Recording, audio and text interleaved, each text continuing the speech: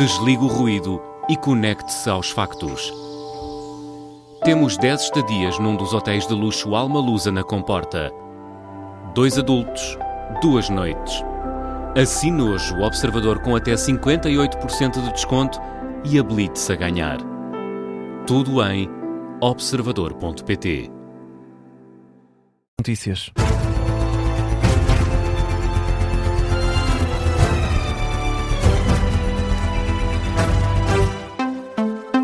Jornal das 9, com a Carla Jorge de Carvalho. Portugal saúda o acordo de cessar-fogo entre Estados Unidos e o Irão. O governo fala num primeiro passo determinante para uma solução diplomática duradoura e sustentável do conflito.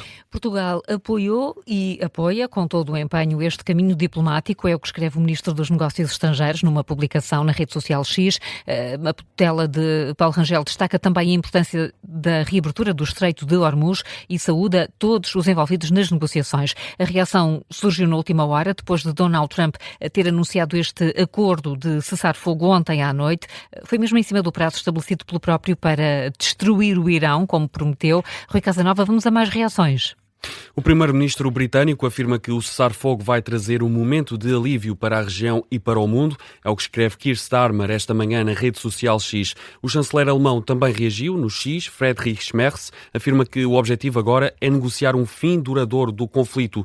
Já a ONU apela a que todas as partes envolvidas no cessar-fogo respeitem as obrigações e cumpram os termos do acordo. Vamos também dar destaque à reação de Donald Trump. O presidente dos Estados Unidos fala numa vitória total e completa sobre o Irão, que também canta uma grande vitória, é a expressão utilizada, afirma Teherão que, ao contrário, é uma derrota para as pretensões dos Estados Unidos. Portanto, estamos perante visões diferentes. Rui, em causa está um plano de 10 pontos apresentado pelo Irão para pôr fim ao conflito. Sim, um plano que inclui uma série de propostas que os Estados Unidos já rejeitaram no passado, por exemplo, a continuidade do controle do Irão sobre o Estreito de Hormuz e a retirada de todas as tropas norte-americanas das bases regionais. O Irão afirma que a criminosa América foi obrigada a aceitar este plano. Já Donald Trump fala apenas numa proposta viável para pôr fim ao conflito. Não sabemos ainda se Donald Trump vai ou não aceitar estes 10 pontos. Certo é que Estados Unidos e Irão vão negociar esta sexta-feira, vai ser no Paquistão. Destaque também para Israel. Benjamin Netanyahu afirma que também concorda com o cessar-fogo, mas avisa que o Líbano não é abrangido, pelo que garante os ataques ao Hezbollah vão continuar. Importa também destacar que a China terá estado envolvida nestas negociações de cessar-fogo, é o que avança o jornal norte-americano New York Times. Rui Casanova a acompanhar as reações ao acordo de cessar-fogo atingido no Médio Oriente. Na sequência deste entendimento, o petróleo está em queda, o preço desceu mais de 13% e negocia abaixo dos $100. Em direto neste jornal temos agora o especialista em relações internacionais, Miguel Baumgartner. Bom dia, Miguel, obrigada pela presença. Dá para respirar de alívio ou este acordo de cessar-fogo é ainda muito frágil? Olá, bom dia. Vão ser 2 semanas complicadas. Eu creio que vão ser 2 semanas complicadas porque, efetivamente, nós estamos a lidar com Donald Trump, que veio-nos provar, nestes últimos 30 e poucos dias desta guerra, veio-nos provar que é completamente... para nós é difícil de entender como é que Donald Trump pensa e pode tomar alguma decisão, pode haver alguma tendência ou vontade de Donald Trump de, efetivamente, poder ter aqui, à última da hora, uma resposta diferente. Agora, temos aqui uma coisa que me parece que é óbvia, que é... À última da hora, o Paquistão veio trazer a possibilidade de Donald Trump construir novamente, até de uma forma fantasiosa, construir novamente uma narrativa de que conseguiu uma vitória. De que, mais uma vez, pela 9ª vez desde que é presidente dos Estados Unidos, conseguiu trazer a paz a um conflito mundial. Exatamente. Curiosamente, o conflito que ele próprio começou. E vai efetivamente tentar cantar vitória, digamos assim, desta guerra que ele diz que efetivamente conseguiu trazer desta guerra todas as suas vitórias. Agora, ficam aqui enormes perguntas, que é o seguinte: ao final de 34, 35 dias de guerra, o que é que mudou? O que é que os Estados Unidos tiraram desta guerra? E como vocês diziam há pouco, o Estreito de Hormuz estava aberto antes desta guerra a começar. E, portanto, essa não poderá ser uma vitória. Essa é a questão. E Miguel, se incluirmos aqui, se olharmos para os 10 pontos que o Irão propõe para negociar uma paz definitiva, se os Estados Unidos aceitarem metade destes pontos, mesmo isso já representa uma vitória importante para o Irão, não é? Não, o Irão em toda a linha é vencedor e isso nós não podemos ignorar. Surpreende-nos bastante. Nós estamos a falar de um país que estava economicamente em grandes dificuldades, mas que agora, nos últimos 30 dias, tem vendido efetivamente o seu petróleo a um preço muito superior, o que lhe tem rendido bastantes milhões. Vários dos pontos apresentados, por exemplo, um dos pontos é o descongelamento dos ativos financeiros que estão congelados quer na Europa, quer nos Estados Unidos. E, portanto, o levantamento de sanções, o reconhecimento do papel regional do Irão, que é extremamente importante. Outra questão que eu quero dizer... A saída dos militares das bases norte-americanas? Exatamente, a saída dos militares das bases.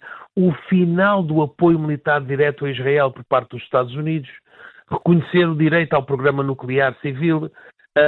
Trump disse que isto é uma boa base de negociação. Mas é incrível, porque esta base de negociação nada mais é do que aquilo que nós estávamos a falar em 2025, antes da Guerra dos 12 Dias, ou é a mesma base que estas potências, digamos assim, estes países estavam a conversar antes do ataque. Há aqui um ponto que me parece importante, que é Israel concorda com isto, mas Israel até há poucos dias dizia que o Império do Mal, era assim que quer Israel, quer os Estados Unidos falavam sobre o Irão, de que este regime tinha que cair. E agora a pergunta que fica é o seguinte, então mas espera aí, este regime tinha que cair, este regime era um enorme perigo inclusive para a economia regional, para aquilo que Donald Trump tinha prometido na visita ao Médio Oriente em 25, que efetivamente iria fazer duas coisas, que era aumentar o leque de países que estava nos Acordos de Abraão, trazer de alguma forma Israel a ter outra postura relativamente aos países do Golfo, conseguindo até ligações diplomáticas e comerciais com outros países e efetivamente resolver-se o problema que era o Irão, que era, digamos assim, pedra no sapato de todos os países do Médio Oriente. Bom, mas o regime não está enfraquecido. É verdade que, vamos dizer... E Benjamin Netanyahu sabe disso.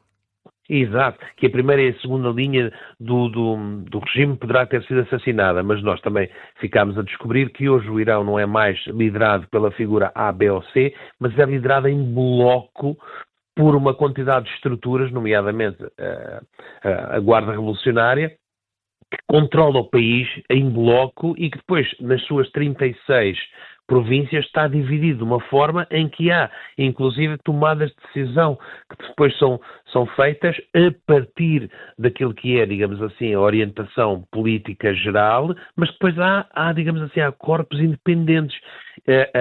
E quando nós sabemos que a Guarda Revolucionária controla 40% da economia, então nós vimos que vitória que há aqui, para os dois países, quer para Israel, quer para os Estados Unidos. Depois fica esta pergunta, mesmo só para terminar, esta pergunta que me parece que é importante. O que é que vai acontecer aos curdos? Que os curdos, houve uma tentativa de utilização dos curdos como proxies dos Estados Unidos e de Israel, para que, de alguma forma, incitassem a uma revolta no Irão, nomeadamente serem eles a começarem a guerra, e os curdos, quer no Irão, quer no Iraque, vão ficar em que posição, porque lhes foi prometido que ao final desta guerra também iria ser discutido a questão da criação do Kurdistão. E depois tem outra coisa, que é o Witkoff e Kushner vão efetivamente participar desta reunião. Mas o Paquistão e a Turquia querem J.D. Vance, porque J.D. Vance vem daquela corrente que sempre se opôs à guerra. E esse é o ponto importante para o Paquistão e para a Turquia, era que tivesse um interlocutor que entendesse que a guerra não era a solução. Mas há aqui imensas perguntas, tem que se conhecer bem o caderno de encargos para esta negociação e depois, ao final disto tudo, temos que olhar para o mundo que temos hoje, que é um mundo diferente. O Irão volta a ser um player importante naquela região, a China sai extremamente fortalecida desta guerra, e para a Europa voltamos possivelmente a olhar para a Ucrânia, mas neste momento com os Estados Unidos desgastado internacionalmente, depois de ter utilizado muito do seu arsenal militar, e quero ver depois como é que a Ucrânia vai conseguir ter acesso a uma quantidade de material de guerra que antigamente os Estados Unidos diziam que não podia dar, mas que foi utilizá-lo agora no Médio Oriente. Tantas perguntas. Obrigada pela análise, Miguel Baumgartner. Bom dia. Muito bom dia, obrigado. Bom dia. Irão, Estados Unidos e Israel aceitaram um acordo de cessar-fogo por 2 semanas. Há ainda muitas dúvidas sobre o que pode acontecer. As negociações devem começar já na próxima sexta-feira.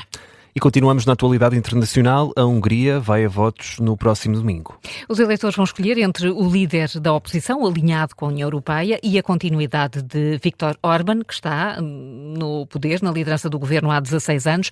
Pela primeira vez, as sondagens indicam que pode não ser reeleito no próximo domingo.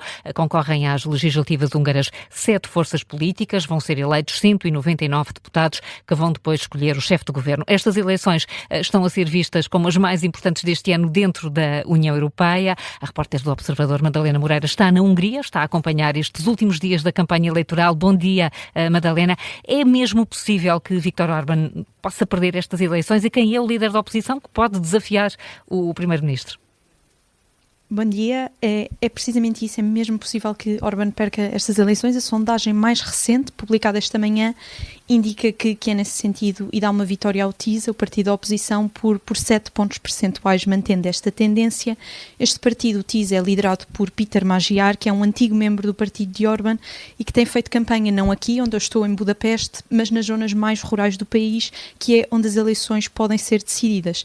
Tem feito isto a um ritmo acelerado e é assim que se vai manter nos próximos 4 dias, com cerca de 3 a 5 eventos por dia em diferentes cidades, nestas cidades que podem decidir a sua vitória histórica.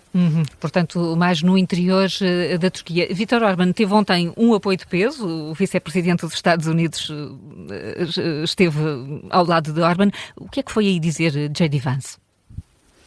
Vance veio renovar o apoio da presidência norte-americana a Orbán, ao seu aliado ideológico dentro da União Europeia, e acusou diretamente a União Europeia de interferência eleitoral nas eleições húngaras. Houve um momento caricato em que J.D. Vance ligou para Trump a meio de um comício do Fidesz, do partido de Viktor Orbán, e ambos expressaram este apoio perante milhares de apoiantes do partido no poder.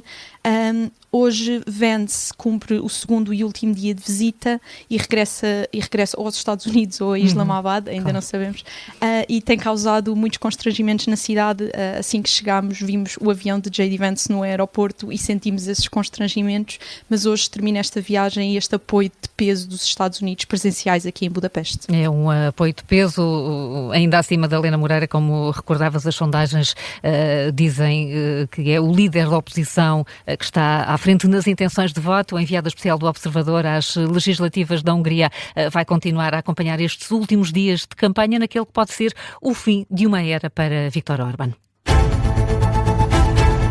São agora 9h15, já a seguir no Explicador olhamos para o preço dos combustíveis. Primeiro, Carla, que outras notícias estão em destaque esta manhã? 2 pessoas morreram e outras 2 ficaram feridas esta manhã depois de um despiste que causou um incêndio no centro de Coimbra. As vítimas mortais são os ocupantes da viatura. O embate contra um prédio provocou uma fuga de gás, deu origem a um incêndio. Há ainda 2 feridos que estão a ser assistidos no local. O fogo já foi extinto, o perímetro está vedado. As autoridades alertam para os perigos relacionados com a libertação de gás. São informações confirmadas à Rádio Observador por fonte oficial da Proteção Civil. A Câmara de Lisboa vai aprovar hoje, em reunião camarária, a construção de 98 novas casas, que vão custar quase 16 milhões de euros. A obra no bairro Padre Cruz, na freguesia de Carnide, deve estar concluída num prazo de 2 anos. Em declarações ao Observador, Carlos Moedas garante que sempre foi muito claro que a habitação tem de ser uma prioridade para o Executivo Municipal. Hoje é o 3º dia da presidência aberta. António José Seguro vai estar em Coimbra, um dos distritos mais afetados pelas tempestades. Tem também previsto um encontro com agricultores. Vai ainda visitar os diques do Rio Mondego.